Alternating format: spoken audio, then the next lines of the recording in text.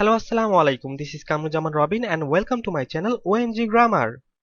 এর আগের ভিডিওতে আমরা আলোচনা করেছিলাম অ্যাসার্টিভ টু ইন্টারোগেটিভ এর মধ্যকার বিস্তারিত আলোচনা। আজকের ভিডিওতে আমরা আলোচনা করব অ্যাসার্টিভ টু ইন্টারোগেটিভ এর মধ্যকার শর্টকাট রুলস। চলুন তাহলে শুরু করা যাক।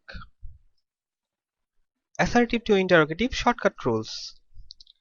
অ্যাসার্টিভ থেকে ইন্টারোগেটিভ কিংবা ইন্টারোগেটিভ থেকে অ্যাসার্টিভ করার সময় আমাদের অবশ্যই একটা কথা খেয়াল রাখতে হবে। অ্যাসার্টিভের বাক্যটা যদি হা বোধক থাকে, ইন্টারোগেটিভে না বোধক বসবে। আবার অ্যাসার্টিভের বাক্যটা যদি না বোধক থাকে, ইন্টারোগেটিভের বাক্যটা হা বোধক বসবে। অ্যাসার্টিভে যদি ভার্বের প্রথম রূপ বি ওয়ান থাকে, ইন্টারোগেটিভে ডোন্ট বসে। উদাহরণস্বরূপ বলা যায় যে আই গো টু স্কুল। এখানে গো হচ্ছে ভার্বের প্রথম রূপ। গো থাকার কারণে ইন্টারোগেটিভে ডোন্ট বসবে। বাকি যে শব্দগুলো থাকবে সেই শব্দগুলো অপরিবর্তিত হয়ে ইন্টারোগেটিভে বসবে এবং সর্বশেষে প্রশ্নবোধক চিহ্ন দিয়ে বাক্যটা শেষ করতে হবে।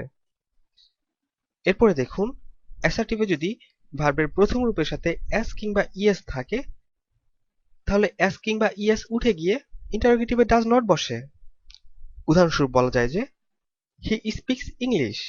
এখানে স্পিক হচ্ছে ভার্বের প্রথম রূপ, তার সাথে দেখুন এস যুক্ত রয়েছে, সুতরাং এস উঠে গিয়ে ইন্টারোগেটিভে ডাজ নট বসবে। এরপরে বাকি যে শব্দগুলো থাকবে সেই শব্দগুলো অপরিবর্তিত হয়ে বসবে এবং সর্বশেষে প্রশ্নবোধক চিহ্ন দিয়ে বাক্যটা শেষ করতে হবে। এরপরে দেখুন, অ্যাসার্টিভে রয়েছে ভার্বের দ্বিতীয় রূপ বি টু। অ্যাসার্টিভে যদি ভার্বের দ্বিতীয় রূপ থাকে, ইন্টারোগেটিভে ডিড নট বসে। এরপরে ভার্বের দ্বিতীয় রূপটি ইন্টারোগেটিভে বি ওয়ান এ রূপান্তরিত হবে। উদাহরণস্বরূপ বলা যায় যে I waited an hour for you. এখানে ওয়েটেড হচ্ছে ভার্বের দ্বিতীয় রূপ। ওয়েটেড এর ভার্বের প্রথম রূপ হচ্ছে ওয়েট। যেহেতু এখানে ভার্বের দ্বিতীয় রূপটি রয়েছে, ইন্টারোগেটিভে ডিড নট বসবে। এরপরে সাবজেক্ট, এরপরে ওয়েটেড এর প্রথম রূপ হচ্ছে ওয়েট, সেহেতু আমি ইন্টারোগেটিভে ওয়েট বসাবো। এরপর বাকি যে শব্দগুলো থাকবে সেই শব্দগুলো ইন্টারোগেটিভে অপরিবর্তিত থাকবে এবং সর্বশেষে প্রশ্নবোধক চিহ্ন দিয়ে বাক্যটা শেষ করতে হবে। এরপরে দেখুন, অ্যাসার্টিভে রয়েছে অক্সিলারি ভার্ব। আমরা এর আগের ভিডিওতে অক্সিলারি ভার্ব সম্পর্কে আলোচনা করেছি। অ্যাসার্টিভে যদি অক্সিলারি ভার্ব থাকে, ইন্টারোগেটিভে অক্সিলারি ভার্বই আগে বসে। উদাহরণস্বরূপ বলা যায় যে আই ওয়াজ নেভার লেট। এখানে ওয়াজ হচ্ছে অক্সিলারি ভার্ব। আমরা একটু খেয়াল করে দেখব, অক্সিলারি ভার্বের পাশাপাশি এখানে নেগেটিভ ওয়ার্ডও রয়েছে। নেভার হচ্ছে নেগেটিভ ওয়ার্ড, তার মানে বাক্যটা নাবোধক শব্দ। অ্যাসার্টিভে যদি নাবোধক শব্দ থাকে, আমাকে ইন্টারোগেটিভে হাবোধক শব্দ বানাতে হবে।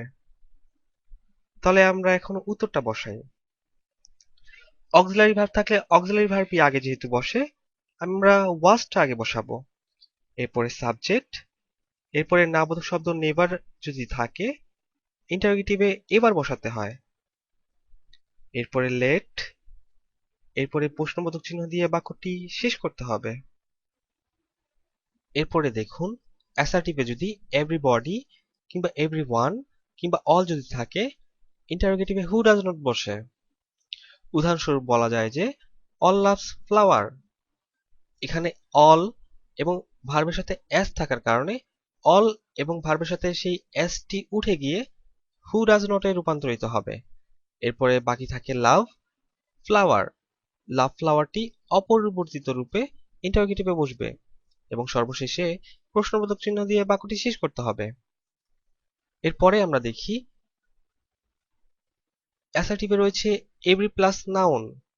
অ্যাসার্টিভে যদি এভরি প্লাস নাউন থাকে, এভরি পরিবর্তে ইন্টারোগেটিভে ইজ দেয়ার এনি বসাতে হয়।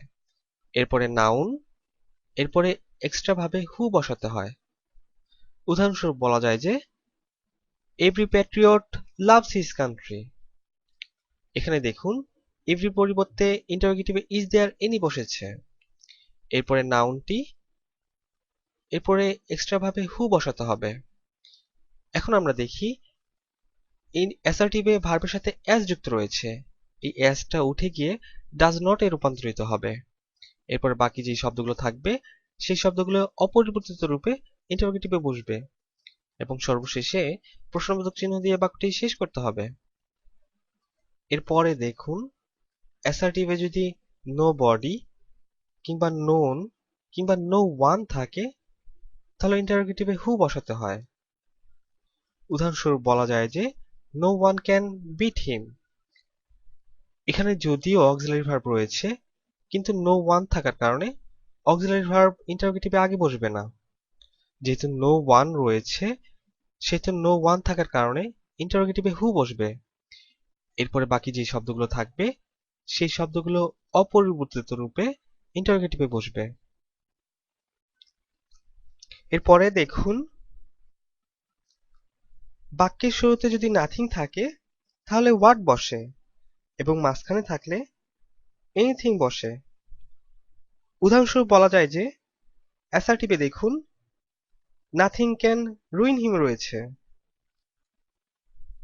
এখানে নাথিং থাকার কারণে ইন্টারোগেটিভে হোয়াট বসবে।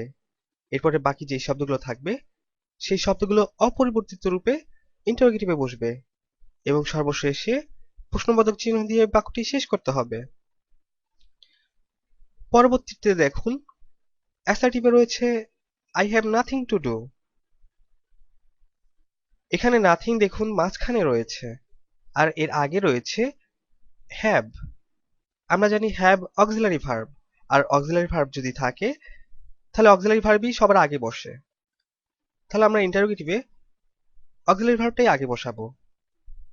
এরপরে দেখুন সাবজেক্ট, এরপরে নাথিং থাকলে আমরা জানি শব্দের মাঝখানে থাকলে এনিথিং বসে।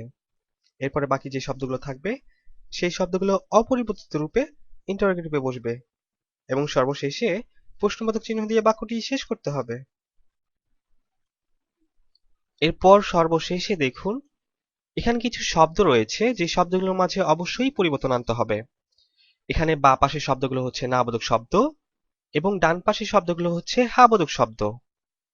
বাক্যের মধ্যে নো থাকলে এনি বসবে, নো বডি থাকলে এনি বডি, নোন থাকলে এনি ওয়ান, নেভার থাকলে এভার, নাও হেয়ার থাকলে এনি হোয়ার দিয়ে বাক্যটি চেঞ্জ করতে হবে। আমাদের চ্যানেলটি নিত্য নতুন কন্টেন্ট পেতে লাইক, কমেন্ট ও শেয়ার করুন এবং সাবস্ক্রাইব করে পাশেই থাকুন। ধন্যবাদ।